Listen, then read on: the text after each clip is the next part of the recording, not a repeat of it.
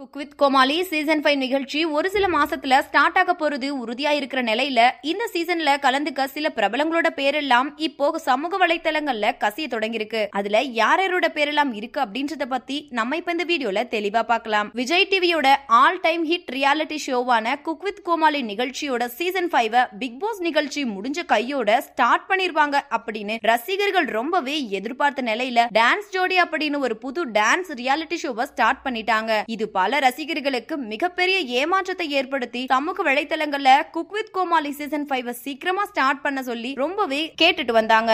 அதனாலேயே சேனல் சைட்ல இருந்து இப்போ சீசன் 5 கான எல்லா ப்ரீ ப்ரொடக்ஷன் ஒர்க்கையும் ஸ்டார்ட் பண்ணி ரொம்பவே விறுவிறுப்பா பார்த்துட்டு வராங்க. இது ஒரு பக்கம் இருக்க, இன்னொரு பக்கம் இந்த சீசனுக்கான கண்டஸ்டன்ட் செலக்ஷன் லிஸ்டும் ரகசியமா போயிட்டு இருக்காம். இந்த நிலையில இப்போ சில பிரபலங்களோட பேரு லிஸ்ட் ஒன்னு கசிய தொடங்கி இருக்கு.